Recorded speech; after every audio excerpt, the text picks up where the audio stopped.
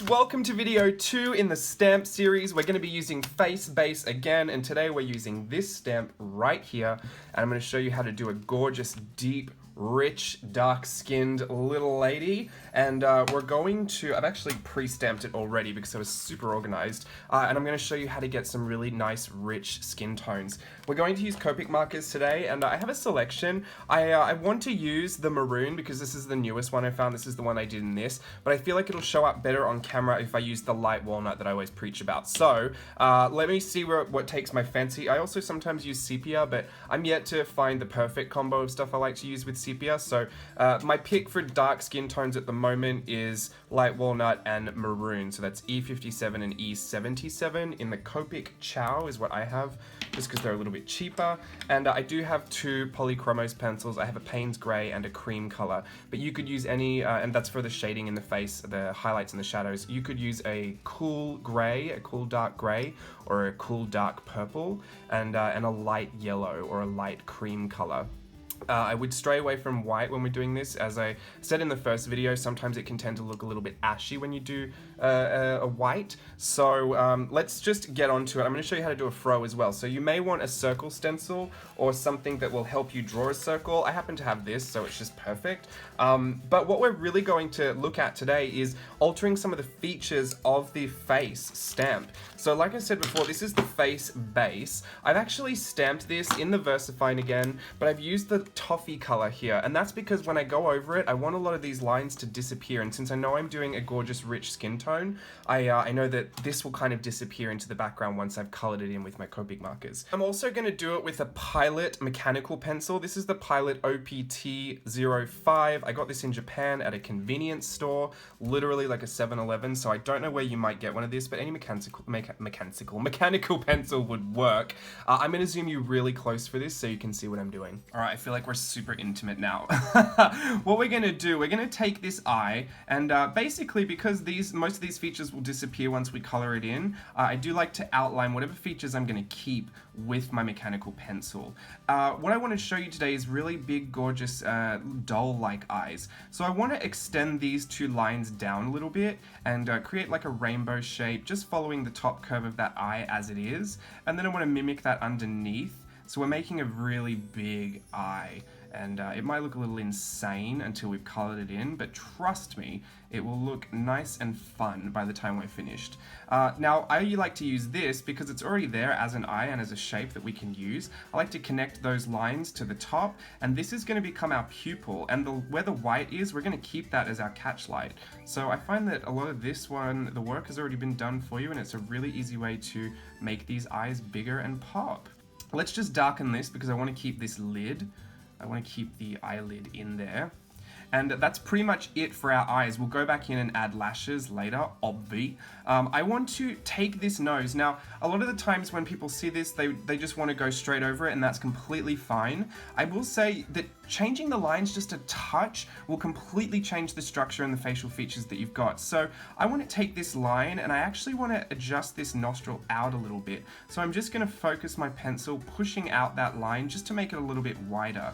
And now I want to take where this line is. This is the guide for me. I want to stretch this out a bit too. So she's got a wider set nose. And I love changing the facial features on things. Honestly, it's like you used a completely different stamp. Now for this, I actually just want to put two little kind of brackets right near these nostrils, and that'll let me know where I want my nose to be. I'll just connect them down to those little nostrils there. So now we've widened that nose and we've given her a completely different facial feature, and I'm really into it. Another thing you can do is change the expression. Now, eyebrows have a lot to do with expression, but that's a completely unrelated topic for today. But what I like to do is see this middle part of the mouth just here. I actually like to darken this up a little bit, and then it looks like she's pouting a little bit. And when you go down and follow this line, we're only going to hit up this middle area here. We're not going to really worry about this feature or down here. When you take this line out, if you curve them up a little bit and put little, kind of like little dimples, now it looks like she's smiling, and it looks a lot more sweet and innocent. So that's pretty much all I want to do in adjusting the facial features. And when we go to color it in, you'll see how we can pull out some of the highlights and make it look a little bit more dimensional. For the fro, you'll want something you can do a circle with. I want to do a pretty big one because I want to journal in this fro. Sometimes I do like to do that. If you have one of my traveler's notebooks that I made, the handmade ones, you'll see that some of the examples I did for that, I had journaling in that gorgeous fro. So I just want to lightly trace around this just to give me a circle. You can do it up here, but sometimes I find it a little more natural if the fro does kind of disappear behind the head into the neck area. Then it just makes it look a bit more full. I'm going to come in and put some of that fro detail in with the pen. I'm going to use that zebra sign pen again. But what I want to show you here is that some of the fun details I like to add are these little baby hairs. And I like to do just little strands and kind of curl them off like this. I think it makes the hairline look a bit softer, a little bit more interesting. I like to put little kiss curls down here and just add some details around the face to frame it. I think that's where it really starts to get fun for me. Now, there's not much space for eyebrows, but you know I'm going to try and put them in anyway. And just keeping them rounded, following the shape of that eyelid, will keep them very pleasant looking. They're a little bit bushy now, but don't worry. When we go and color this in, a lot of this might disappear and you won't even notice. I've got my zebra sign pen again, and this is where I'm going to start darkening the details that I want to keep. So I'm going to start with the eyes because I find that if I stuff the eyes up, I'd like to start again. But I want to darken up that pupil, leave the catch light, just keep the pressure light around the eyes and only press down hard when I'm kind of feeling committal. Now on the top, I do like to add eyeliner, so I'll just darken this area up a little bit. I find it makes it look a little bit more sweet too. Obviously you can add any kind of makeup you want to it, but for me I'll just darken the top lid. And then for lashes, we're just gonna feather off these strokes and kind of make them smaller as we bring them in. I feel like I wanted to take kind of a 60s vibe, so I am going to put little individual lashes down the bottom in little sets of 2. I'm just going to put 3 sets of 2 down there with some nice even spacing between them. We'll give her a bit of a twiggy look. Now for the nose, this can be a little bit tricky because your lines are starting to get a lot more fine, and if you go in heavy with the features, I find that's when people start to see problems with their work, or they start to think, oh no, I did a mistake. So just grab a really small pen. I've got a Unipin fine line here in 0.05, which is quite small. I'm just going to darken the top of the mouth so I can see that once we color it in. I'm going to hit up this shadow that we drew in here, just because I want to keep that feature nice and visible for myself, and I will just put the chin in there as well. I'm going to grab my sign pen again. Ooh, straight Copic. Oh, another one. I'm going to feather in these eyebrows here. I like to keep them really nice, soft strokes. I don't honestly mind if some of them get a bit wayward. Just like my eyebrows, they can look like caterpillars trying to crawl off my face, but I don't think that's a problem. Darken up some of these baby hairs, and this is where I find changing the pressure and pushing harder in some places and then easing up on the pressure in others is where you get to that really nice line width, line variation. So just remember that tip when you're using a brush pen to ease off in some areas and then push harder in others to get a nice width. Face is actually already nicely framed, but I want to show you how to get the effect of a really interesting fro. This is where that pressure point, where the pressure tip comes in really handy. I'm just going to start. If you find yourself overcorrecting yourself, hold your pen further back. It'll kind of stop you from doing that. I feel like I've done this enough now that I'm not going to try and do that for myself, but who knows. We're just going to draw squiggles, like literal squiggles. And I'm going to press hard in some areas and then ease up in others. Now, I don't mind if these are a little scratchy, if some of the squiggles are longer than the others, or some are a little bit more rounded than the others. I don't mind if there's a dip in there. You just want to keep these really, really loose and just following the curve that you've already put in there. I like to go back in this way because my wrist just likes to draw that way. Alright, so that's the fro done. Now, we do still have some of these facial features. I don't trust myself on the chin with that brush pen, so I'm going to go back in with the fine liner. But I do trust myself on the neck, so I'm going to push that back in here. Alright, Steve just called me, so I'm a little sidetracked and I forgot where I left off, but I'm pretty sure I was doing the fro and the neck and just darkening some of these lines. Now, you can choose to get rid of the ears or you can leave them in. I actually like them. I think they're really cute, so I'm just going to outline them. And that's it done for the altering. Now, let's go in with a bit of color. I'm going to use the light walnut, the E57, Now this is a bit of a no-no when you're working with watercolor papers because they eat through the alcohol marker. You're not supposed to do it, but I do it anyway, and I feel like you're not even supposed to use these inks I feel like you're not even supposed to use these alcohol markers with the inks that I have down, or these oil-based marker. I just feel like I'm doing all things that I shouldn't be doing, but you know what? I like the effect, and that's all that matters. I can always just go and get a new Copic marker if I ruin them all. But having said that, I've had these for years, and they still work really well, so I feel like they can take a bit of a battering. Now, with alcohol markers, you do like to work in areas and keep the page very saturated. That's what's going to keep your color looking really, really flat. You can see that I've pulled some of those black ink lines around. I'm not too worried about that because I'm going to go in with shadows and highlights anyway, and some of that will disappear and some of it won't, but you know, you'll just see that that's the beauty of mixed media, right? It just, they play with each other, and sometimes you can't control it. You can, I don't fuss with that step. I'm not a control freak when it comes to a lot of this stuff. Now I'm going to go in with my shadow and my highlight. I like to put some shadow around the outside of the eyes just to give it a bit of depth in there. I like to put a bit of shadow up towards where the top of the head would be and then kind of feather it out. I like to put a bit of shadow underneath the nose, like just in that nostril area. It doesn't have to be precise, and sometimes I do like to kind of round it up into like a little circle shape, just for the little tip of the nose. I'm going to put a bit of shadow in the middle of the mouth, just to darken up that shadow, and just a little bit on the chin. Now, also I like to put a bit of shadow on the side of the face. Be careful though, when you go down too far, it can look a bit like a 5 o'clock shadow. So I do like to just put a little bit in there. And when you're working with pencils, you do want to kind of build up your layers lightly. I'm going to put a bit of shadow in the ears, and then I like to just disconnect this face from the neck a little bit by having a bit of a shadow under the chin. Now, I don't use references for shadows and highlights because I like to add them in pretty much the same place every single time, and I think references are just too fussy for me. Now, I've got this light yellow color, this light cream. Like I said before, going in with a white on darker skin tones can look a little bit ashy, so I like to go in with a yellow, a nice light cream color. I'm just going to add some highlight to the tip of her nose, to the nose ridge. Sometimes I will just put a bit of highlight on the forehead here. I'm going to add highlight to the top of her cheeks. I want to put a little bit of highlight on her lip just up here. She's going to be very, very natural today. She's not wearing a lot of makeup. Just a little bit on her chin, maybe a little bit on the top of the ears, a little bit under the eyebrow, just wherever I can get it, really. I'm going to give her these light yellow eyes because I've got this pencil out and I think that would be nice to tie it all together. Now I've gone in with that yellow. I actually want to go in with this green gold. I'm a little bit colorblind in this spectrum, so bear with me. I just want to make some of those highlights just a little bit more blended and a little bit more rich and yellow and gold looking. So I will just lightly go over the top of that.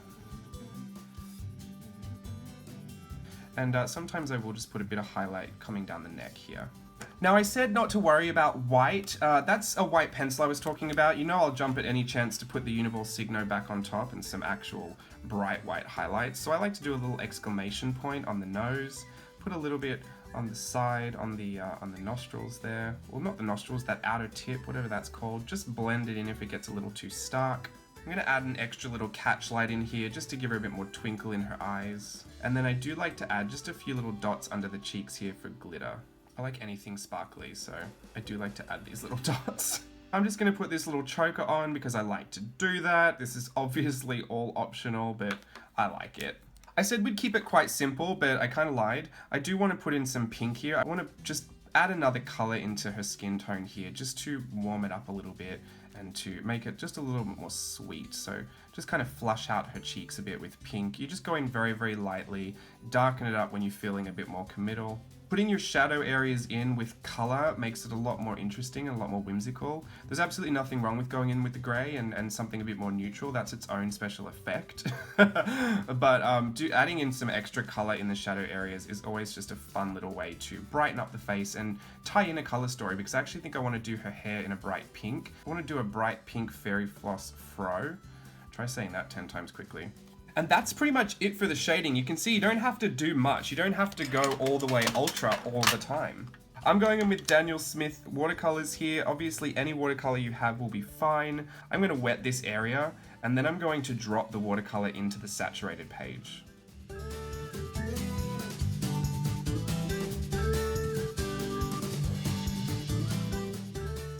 Now I'm keeping this quite light because I do want to come in with some journaling over the top of this fro. We're doing a bit of a journal fro here, so I want to keep it looking a bit like fairy floss or candy floss? What do Americans call it? I think it's called candy floss here.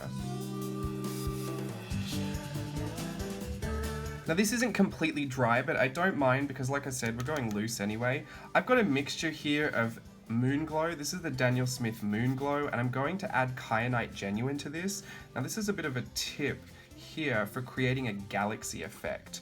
I find that this is one of the most simple ways to do it. Oh, there goes all that pink. Her fairy floss fro is just going to blend into the galaxy today. Obviously, if you want to make this more neat, you can wait until it dries, but I'm not too fussed by it. I don't think I'm too fussed by anything today. Or any day. I'm going to go in with Kyanite Genuine.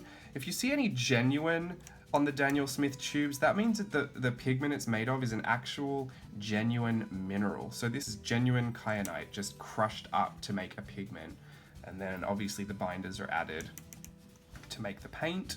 And I love to mix Moonglow and Kyanite Genuine together to make galaxies, although I don't do it very often because I actually hate space, but I do like the effect of this galaxy. Galaxies are a bit of a trend. I think I'm late to the game with the trend, to be honest, but let's just pretend that they're still going strong. I think we'll actually go in and add some of the Uniball Signo to the background and make some little stars. Sometimes if I want to darken up an area, I'll put some Payne's Blue Grey in there. And then sometimes if I want to get carried away, I'll put a ton of other colors in there. Like let's go in with this Mayan Dark Blue. Okay, now that I've done the absolute most with that background, I feel like I actually went too far, but you know what? You live and learn, life be in it, as my mum would say. I'm actually going to take a pen. I don't usually use a ruler. Should I use a ruler? I love this ruler. I think that's why I want to use it. This is from Muji. But yeah, I really love that Muji ruler. Hashtag not sponsored, but just letting you know. I'm actually just going to journal in this pink because I like it. I don't know what I'm going to journal about. Should I just journal about how I hate space? So I've just journaled about how much I hate space. Now I do want to add one thing, and I don't know if it's going to ruin it. You know those Sakura souffle pens that I was raving about? I've got a pink one here, and I just think it'd be really fun to put little freckles on her face, little pink freckles. And that's it. Now we've got how to alter the stamp, the basic stamp that you saw here, how to give her bigger eyes, give her unique features like noses and lips and changing the shape and size of those. And I'm going to show you some more examples here. Here's my little book of examples. This is all the same face stamp. This is all this one. And you can just see by adding different hairstyles, obviously they're gonna look different, but even changing the eyebrows, like the eyebrows, they're thick and bushy. She has no eyebrows here. She's got a bang covering them. This is the big Cupid doll look that I was showing you how to do. Obviously you could just take a more simple approach and just copy the eyes as they are. You can actually make the eyes smaller if that's a look you want, or make them more angled and cat-like. Hairstyles are so hard to teach. I'd love to be able to do a full-on online course. Maybe I will one day. It'll just be called Hair.